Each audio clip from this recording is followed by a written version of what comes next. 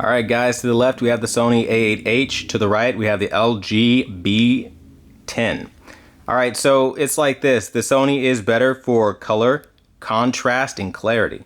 The LG is better for motion and feature set options.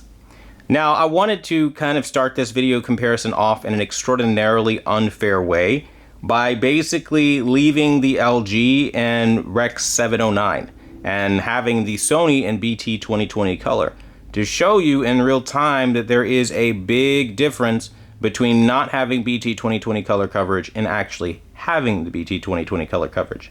Now, I've gone ahead and turned off HDR on this video because a lot of people were having trouble watching it on certain devices. So hopefully, you'll be able to see some of what I'm talking about here because it's not the most accurate way of showing you. But hopefully still you can see a little bit more than what you were able to see when you couldn't watch the video, right? Okay, so essentially LG is just exceptionally washed out right now. Like, it's pretty bad how washed out they actually are. And I think that's one of the things that go completely overlooked when we talk about these kind of comparisons. So many people tell you that, you shouldn't do this or you shouldn't do that because it's not accurate. I'm going to run this back and show you in real time. Look at Woody's face. Look at how dead his face is. This is because in the Rec 709 you're using 16 million shades of color. Well, if you know anything about the LG B10, it has 10-bit support. It has the ability to display wider color up to 1 billion shades of color. So why would you ever limit it to 16 million shades of color? It makes no sense, and it literally is what you're upgrading from. I don't do that trash. I refuse to do that trash, but it's a personal choice and decision, just like it's a personal choice and decision to watch this washed out color. So if you would like, I can run these comparisons all day, every day with how I watch my TV to the left, which Woody has his life in his face, a lot of color everywhere, and then show you LG losing without that secret menu, because that's what would happen. Because without that secret menu, LG's colors are really washed out. Like, they're not anywhere near as impressive as they would be if you had this BT 2020 color coverage. Now, a couple things to note. I'm using a Sony camera which does favor red push, so you're not going to see the accuracy behind any of these colors right now. Another thing to note is that it's not HDR, so it's going to be exceptionally difficult to see and spot all these differences. But essentially, Sony's contrast, clarity, all that stuff is amazing. And LG is just a flat, washed out image that I would immediately throw in the garbage. I wouldn't even watch. I wouldn't even waste my time with, which is ultimately why I got rid of the C10. The C10 exhibited a lot of the same behavior. And again, that was before I knew that this secret color menu existed. This colorless menu makes all the difference in the world by using your magic remote that comes with your TV, going to your settings, then going into picture, hover over picture mode settings, and then type in that secret code 11131111, pulling up the HDMI signaling override menu again, which is designed for colorists to help them color grade their video footage.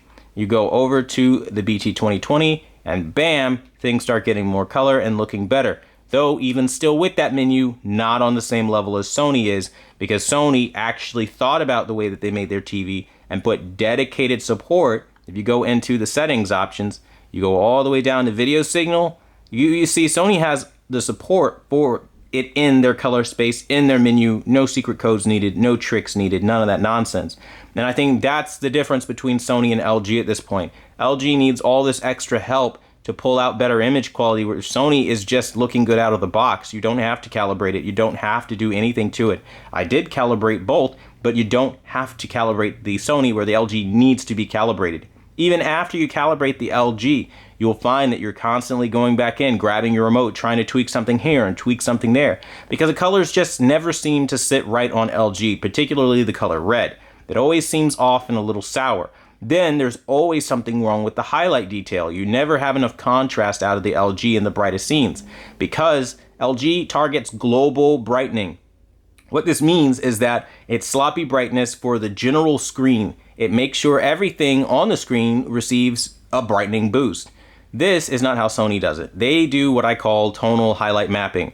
And what it does is basically they find highlights, they make sure that whatever is being lit up from a highlight perspective, like the flame on the candle, the sun rays on an object, reflections in a window, all that stuff receives highlight rendering, kind of like ray tracing, and they make sure that that's done properly. LG isn't doing this, and this by far is what's holding their TV back and making it look more flat by comparison to what Sony offers. So honestly speaking, that's one of the biggest deal breakers I personally have seen going side by side. As I've run multiple tests now, I've been doing this since, 1 o'clock this morning? Or no, I've been doing this since yesterday to 1 o'clock this morning. Just literally running calibrations and tests, like a whole freaking day of just breaking my back trying to make these TVs look a certain way and getting them to their absolute peak. And what I found after this long testing session is that, honestly speaking, LG is just behind. They're behind in the hues, as you see. There's more hues on the Sony. LG doesn't have that. They're lacking in the depth of the balloons coming out. They're lacking in a lot of picture quality aspects that even after using a cheat code, they shouldn't be lacking in. And they've got a long way to go to catch up as far as picture processing. Now, that doesn't mean LG totally loses and they have no worth whatsoever. Motion is much smoother on the LG B10 than on the Sony. And the reason for this is because Sony is targeting less menu options for motion processing than what they did in prior years, like on the Sony A8G, which was literally just last year. Now they're targeting way worse image quality, and I think it's a damn shame because it doesn't have to be like that, but nobody calls out the fact that these picture processing options are quite valuable and help change the experience for the better. So you never really get to hear this side of it. You always hear how, oh, I just turn all that stuff off because it creates a hyper-realistic look. Listen, I don't know who's watching TV. I don't know who needs to hear this. But if you are watching TV and turning off the soap opera effect or all motion processing options, something's wrong here. We're watching TV to immerse ourselves in our content and to feel like we're actually there in this fantasy world. Who on God's green earth wants judder instead of feeling immersed?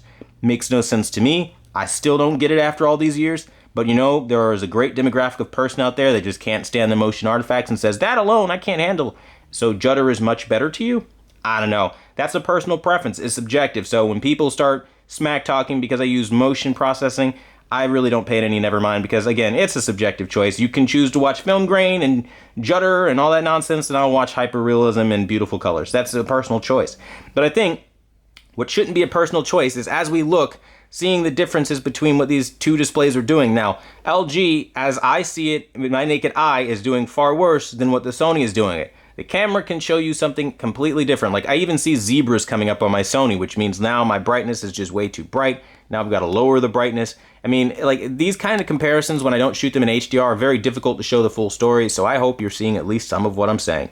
If not, you're going to think I'm sounding like a crazy person, and that's cool too. But what I will tell you is LG, on occasion, does have more accurate colors than Sony. If you look to the left, Sony is over-darkening the color purple here, and they don't have a shade of like a mix between purple and magenta to give it the nice shade of purple that you have over here on the LG B10, which is the correct purple. LG is doing it much better. Also, as I look at the green on Buzz Lightyear's suit, it is much better on the LG. That being said, the overall contrast and image quality is better on the Sony. It's just that accuracy behind the color, not there. And again, I think that's one of LG's stronger suits, the ability to be able to pull out the extra color as far as tonality wise that you don't have on the Sony because of this different processing chip that they have from the C10. I don't know what they fed it, but it's a lot better for color than even the C10. So Sony needs to definitely go back to the drawing board and get back to their 900E days, because their color is not as great as, it should be, or as great as it used to be in prior years. But what I will say is LG is doing a fantastic job in what they do best, but ultimately lacking that extra contrast. See, now it's darker now for the Sony. This comparison is going to be really hard to do because it's either really bright or really dark, and you're missing a lot of key information here that you should get. But I mean, either way, LG is doing a good job with what they do. But they are falling behind, man. They really are, because, again, you have to use secret menus. You don't have color space controls to just jump in and change BT 2020, force it if you want.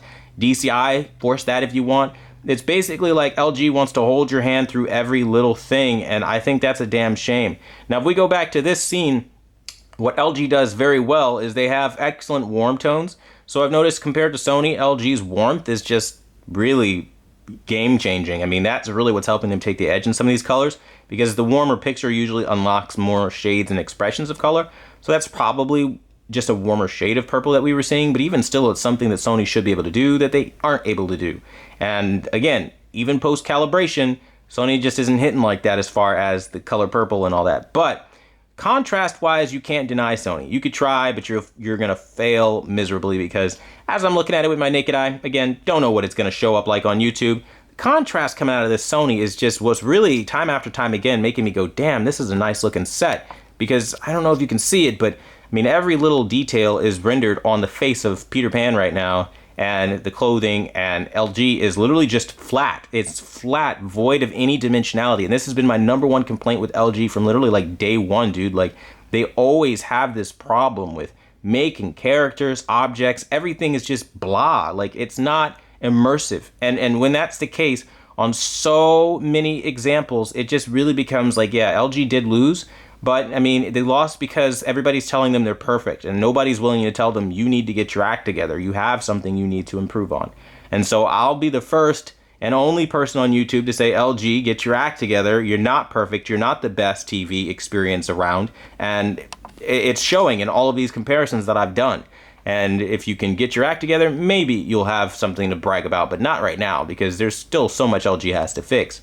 I mean, I lowered down my ISO just so it doesn't get overly bright, and that, of course, is going to make LG look like they have contrast that they truly don't have. But again, that's one of the negative sides of shooting in this comparison and not doing it in HDR so that everybody can watch it. Everybody can see it, but again, you're more reliant on, again, my commentary. So again, as I look at images like this, the Sony is just drawing me in with the level of contrast I'm getting out of the screen. LG is the warmer picture, but they again have less color, as I'm noticing. I mean, I don't know if I can open this up and you can see, like, it looks like LG has more color on camera. I look at it with my eye, it's completely different. I mean, even LG on camera looks like they have more contrast. I mean, this is so weird how these kind of comparisons work. Again, that's why I really hate shooting them in SDR, because you're not gonna get the full picture, nothing close to that, from watching this alone. So again, please use the commentary. If you don't use the commentary, I mean, you might as well click off this video, because it's not gonna help you none. I'm telling you right now, though, as I look at the frog, I mean, it's way better on the Sony. Like, the water is like, I see the reflections in the water on the Sony as if it were ray tracing. Like, I mean, I really think that's kind of like what makes this TV so special. And I can only imagine in video games with ray tracing technology how special it would be, because Sony already is kind of doing something like this for their regular picture quality. I mean, you're talking about, for contrast, they have like this tonal approach where they highlight, their highlights are being mapped correctly, and they're doing almost everything really right. And then you get to the LG, and it's just really flat and really bland, and ultimately speaking, they do lose, but they only lose because, again, they're not being held to the flame like they should be to get to that next level. So hopefully this video helps you guys out. If you wanted the winner is the A8H, but just be mindful the LG does win in the motion category, and if motion and HDMI 2.1 features are important to you, the LG B10 is going to automatically take this. But if you are somebody who is looking for the best picture quality, the best picture quality is appreciated on the Sony, albeit you do have to take some subpar motion along with the deal. So hopefully this helps you guys out. If you have any questions, leave them down below. Thanks for watching the #1 brand in honesty, and until the next video, I'll see you guys later.